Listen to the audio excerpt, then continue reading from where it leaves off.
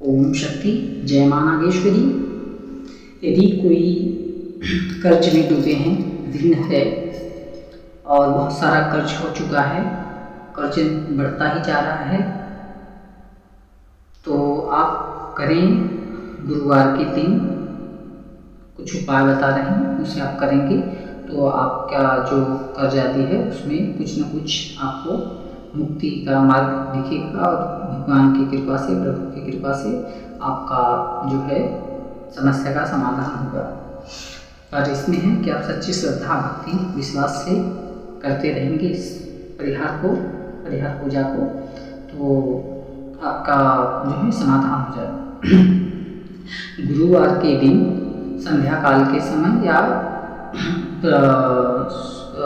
सूर्योदय के समय, मतलब सुबह में कर सकते हैं या तो संध्या काल के समय। संध्या काल के समय में पीपल वृक्ष के नीचे जाएं, वहाँ पे थोड़ा सा दूध लें, उसमें हल्दी डालें, थोड़ा गुड़ डालें और डाल करके उसमें इलायची भी डाल दें, 2 पीस, लौंग भी चाहे तो डाल सकते हैं 2 पीस, और वह दूध का कटोरा या लोटे में ले लें या बोतल में लेकर वहाँ पे लोटे से डालें, लोटे ले लें। वहाँ पे वह जल, हल्दी आदि मिश्रित जो जल है पीपल के वृक्ष के तने में डालना है और भगवान नारायण और महालक्ष्मी से प्रार्थना करना है। वहाँ पे धूप, दीप, घृत का दीप जलाना है, घी का दीप जलाना है, उसमें थोड़ी सी हल्दी डाल दें, जैसे सी हल्दी की पाउडर, ताकि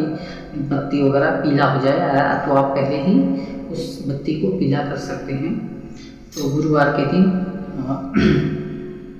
करें।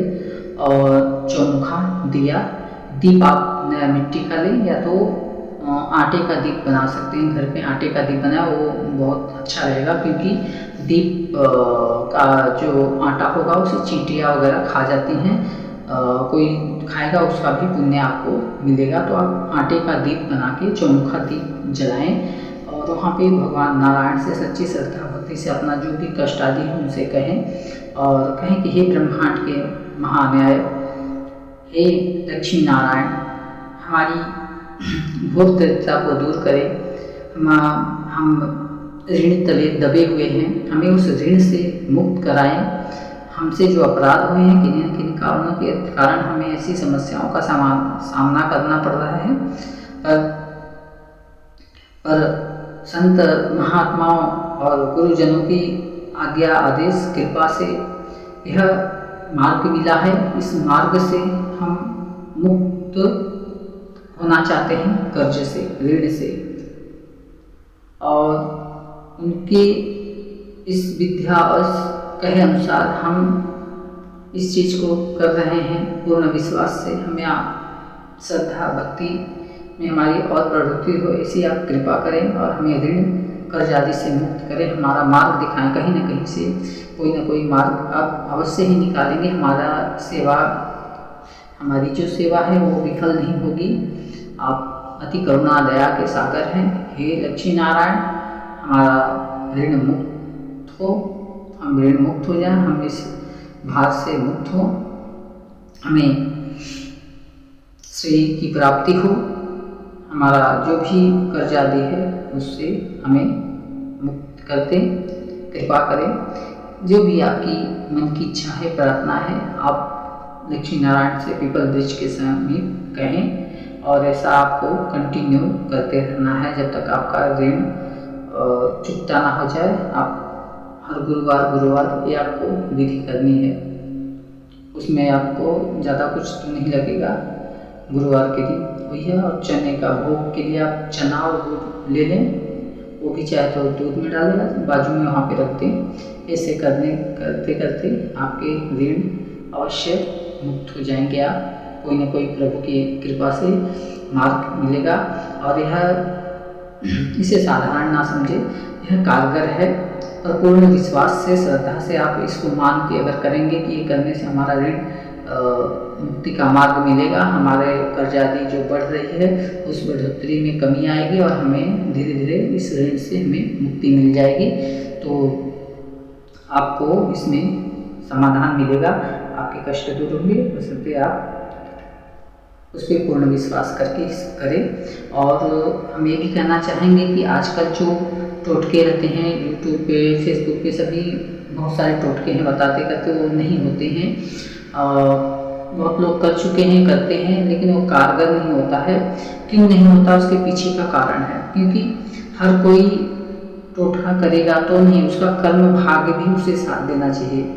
यदि जब कोई सिद्ध पुरुष, देव पुरुष या कोई आचार्य आदि जो विद्वान होते हैं, जो भगवान की कृपा अनुग्रह के पात्र होते हैं, जो भगवान के भक्त होते हैं, उनके द्वारा जो उपदेश होता है कि आप यह टोटका ऐसे करें, ये कार्य करें, तो वह फलित होता है। अन्यथा ऐसे बहुत सारे टोटके लोग बताते करते हैं, सब चलते रहता है, लेकिन सारे टोटके काम नहीं आते हैं। उसमें दो प्रावधान होता है कि ये तो क्योंकि जो टोटका कोई गुरुजन या संत महात्मा आपको विशेष करने के लिए बताते हैं, करते हैं, उनके शरण में जाते हैं, जब बताते करते हैं, तो जब वो करते हैं उस टोटके को, तब जाके उनका उससे उसे फल मिलता है, क्योंकि उनके वचनों की लाज वो शक्तियाँ रखती हैं। क्योंकि उन संत महात्माओं ने कहा है, उनको विश्वास है, उनका भगवान से कनेक्शन है, भगवान के द्वारा इसका भला करना है, तो इसलिए हर मार्ग उसे बता रहा हूँ। तो इसलिए वो जाता है वहाँ पे, करता है, जो भी अनुष्ठान करता है, टोटका करता है, टोटका फल देता है। अन्यथा ऐसे आप बहुत सारे टोटके हैं दुनिया के, आप कितने भी टोटके कर लेंगे, वो आपको शायद यदि आपके भक्ति भाव अगर अच्छे भगवान से की कृपा बरसने है तो हो जाएगा, नहीं तो ऐसे टोटके ऐसे बहुत सारे हैं नहीं करेंगे। क्योंकि जब तक भगवान ही चाहेंगे, ऊपर से भगवान की इच्छा नहीं है, भगवान आपके कर्म फल भाग आदि को नहीं देखेंगे, करेंगे, भगवान नहीं देना चाहेंगे, तो ये टोटके, ये करो पौड़ी, बहुत सारी चीज़ें हैं, तो ये आपको कुछ नहीं देंगे। देंगे भगवान, जब भगवान देने पे आएंगे तो ये सब देना चालू करते हैं। यदि भगवान नहीं देना चाहते हैं, ये कुछ नहीं दे पाएंगे। तो टोटका करने से पहले आप इन चीज़ों का ध्यान कर पूर्ण विश्वास से गुरु आदि से संपर्क करके उनसे अनुमति लें। अपने भाग्य आदि के विषय में थोड़ी ये होना चाहिए, वो देखेंगे, करेंगे कि आपका भला करता है कि नहीं, आपके कर्म भाग कैसे हैं, देखने के बाद ही वो टोटका जब बताते हैं, तो वो टोटका को करने से वह कार्य सिद्ध होता है। और यदि कोई ऐसे ही बता रहे हैं, कर रहे हैं, ये करो, वो करो, करने से वो फल नहीं देते हैं, वो विफल हो जाते हैं। इसका मेन उद्देश्य है कि जो भी साधक होते हैं, जो भी सिद्ध पुरुष गुरुजन आदि हैं, जो सिद्ध हैं, जो भगवान से कनेक्टेड हैं, भगवान के विषय में जो भी बातें करते हैं, किसी के बल पे कहते हैं कि भाई ये करो तुम्हारा कल्याण होगा, तो वो कार्य सिद्ध होते हैं। तो आशा करते हैं कि आप सभी को जानकारी अच्छी लगी हो, कि थोड़ी हमारी बात करने का जो तरीका है शायद आपको उतना सही ना लगे हो, लेकिन जानकारियाँ जो भी देते हैं वो सही है और अच्छी ही देते हैं।